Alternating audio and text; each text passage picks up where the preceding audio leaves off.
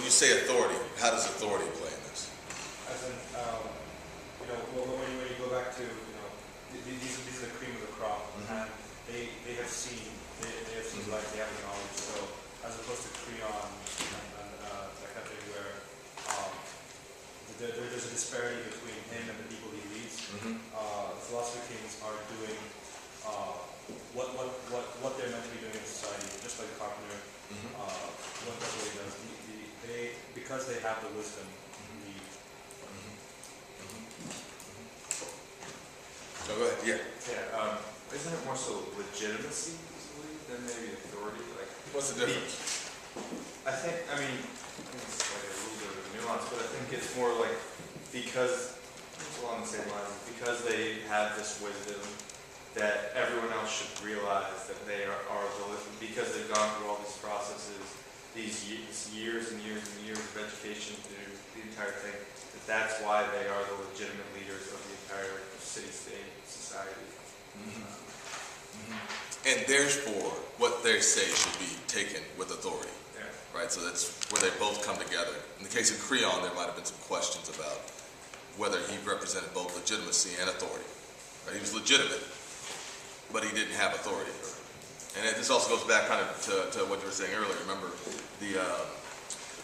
even if your thing was about, justice being doing good for your friends and harming your enemies, there's a possibility that this is the epistemological part, that you might not know what's right for your friends, and you could do harm to your friends and do good to your enemies, which would screw things up, because you don't know.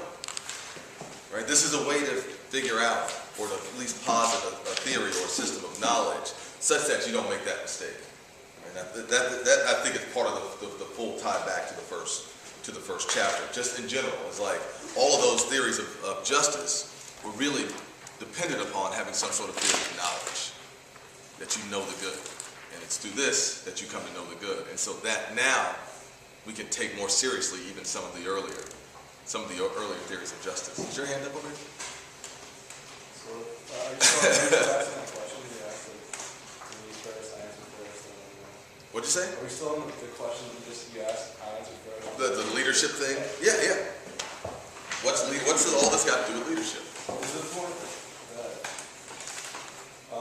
this is a curriculum that will instill justice, and that the justice, this proves that a just ruler is better than an unjust ruler, no matter if you think that's like the scientist's argument. It's like doing that, you're showing the curriculum for justice and how it works better. Or something. I mean, this is clearly a way to get just rulers. I mean, if that's part of the puzzle, is how do we get just people to be the rulers of this? This is clearly about how to do that. But I guess I'm trying to be, let me be clear, all of these different comments are landing right on top of it, so it's not like I'm looking for something that hasn't been said. But at least I'm trying to get your mind to think, what is all this philosophical stuff? What is it supposed to be giving us? And why is that so critical from a leadership standpoint? So what is it? Go ahead. I just think it's interesting to note that Plato feels that leaders are part born and part trained. Effective leaders, so not that one just born with the gold medal and becomes an effective leader. And on the other hand, he needs to have some gold medal to be an effective leader in it. So I think with the use of philosophy, brings up the notion that good leaders have to be part born and part trained. Yeah. I mean, there's an aristocracy here, right? But once again, just because you're part of the quote-unquote upper class doesn't mean that. And even part of what you read, Kevin, is that everybody has the potential, actually, to get some sort of glimpse. But if you're going to be spending money and betting your money on an educational system, you want to put the folks who are most probable, who have the highest probability of capturing it through the system. Well, to me, when we look at political philosophy, I feel like some of the first questions that people ask are what is human nature, what are people like, and then you think about what they need, and then what a leader should be doing, providing kind of motivations behind a leader. And I guess with the 11RELG263, it starts getting at how can they best do what needs to be done. And And the reason why they're in a position to do what needs to be done is because they actually know what needs to be done. I mean, that's the key. You want the people that actually have the knowledge, right, to be the ones that are doing the leading. Because wherever they're going to steer the ship, it's probably where the ship needs to go. Right? They're probably on true north, or their compass is probably the most accurate as far as steering the ship of state. That's clearly a whole part of this. And I think another part of this is this just thing, seeing what you can do to get the most just people to take that. That the sunlight out of this cave is so compelling. One, that a lot of these people aren't going to want to go back in the cave in the first place. Let's be real. But they're certainly going to continue to be ruled, right, by that orientation towards the sun, even when they're back in darkness. So this becomes another answer to the puzzle of not just creating just people, but that these philosopher kings represent the people who are going to be the most just, and then will be able to rule in that way. And as you don't get the civil wars, you don't get a lot of the stuff that you would get when you have unjust leaders. I mean, yeah. You mentioned earlier that this training answers the question of the theory of knowledge brought up in the first chapter of all the different conceptions of justice and how do you know, how do you know. Have there been critiques of Plato throughout history of people, by people who don't feel that humans can access perfect reason, even with the perfect, the best possible training, that humans can access perfect reason? Sure. And furthermore, if that's This first question, I'll just do these one at a time. And once again, I don't want to spend a whole lot of time talking about texts that aren't in the room. But what I will say is Bertrand Russell, one of the greatest 20th century philosophers, calls the history of philosophy footnotes on Plato. And most of what he means is that this passage and this conversation we're having is what people keep coming back to one way or another. One way or another. This appearance, reality, whether you can have knowledge, if there's a difference between knowledge and understanding, whether what we take as sensible is actually the most real, all this stuff, that is the fundamental questions that the next 2,500 years are driven by are laid out here. This is why I take you back to the beginning, right? Because yes, you will run into that. I mean, I believe very strongly that Bertrand Russell was absolutely correct. Was there more? Just the only other question is then, wouldn't it be about the critique of Plato, if we're not able to access perfect reason, isn't a near miss on empowering a leader fully very dangerous? So to speak, that if we set up this system that is banking on the ability of us to train leaders that are, have access to perfect reason and can see the forms, we set up a whole system banking on that. If that's actually not possible, isn't that kind of a pretty binary? You either really get it right or you really get it wrong. Why do you see that as binary?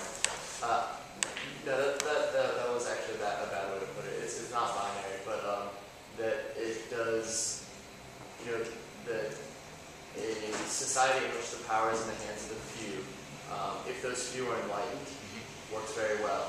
But if they aren't enlightened, then it has potential for pretty great disaster. Is this a response to? Yes. Yeah, go ahead. I would like to counter it by saying, if you train your philosopher kings to have the utmost knowledge of good that you can possibly provide to society, whether they are perfect or not, in absolute terms, they're the best you can get as a society. So I think that's a pretty good deal either way. I think that's exactly the response, actually, because I think that there is this loss that happens once you come back in the cave. Right? If you go back and look at that last paragraph of the cave metaphor, when it's back in there and all the adjustment that will take time and all that, that you don't have the pure abilities of intellect inside the cave that you have outside the cave. That there's an adjustment back into darkness. You're not the same, but you are back into darkness. And so I do think, so that's why I don't think perfection is necessary. Talking about folks getting glimpses of the real and the true and the good. Right, which is what I think the system is set up to do, to optimally place people so they get glimpses of the real. And hopefully get glimpses of the real on lots of different levels. But perfection in philosopher kings is not, they're not divine. You know what I'm saying? So I don't think perfection is what the goal is of this. But did you say access to perfect reason is the goal? Did I say that? I think that's what... can you find perfection as a term anywhere in this chapter? that's something that Has anybody else found perfection? Well, I want to come to I mean, like, I think in crafting this whole, like, we're creating this ideal city, so we can aim for protection either way, but the point is that even if we don't hit it, because everything's crafted so well, even we account for a little error and everything. I mean, that's what I'm saying. It's looking for the best of all possible states, right? But these states are human states. I mean, let's be clear, the city of God and the city of humans are not going to be the same, even if one can see the city of God, right? So Augustine really picks up on this stuff when he starts doing his Christian theology. But the two they're not the same. I would perfection is not what we're trying to get out of this. The best is what we're trying to get out of this. Perfect people aren't what we're trying to get out of this. Philosopher kings represent the best. They don't represent perfection. I don't think I don't see that as being part of this argument. Well, I was going to say, it's almost like separating the ontos and the theos. Just like taking the divine all the way out of it. Whenever you try to portray the ultimate truth, you take the gods and the divine out of it, you put it as the sun, the good, things that you can perceive. So it puts it in more time. And I would even go further to say I think it's important that that if there were an image of perfection in this chapter, it would be the sun. Not some human being, not some anthropomorphized thing. Is your hand up there?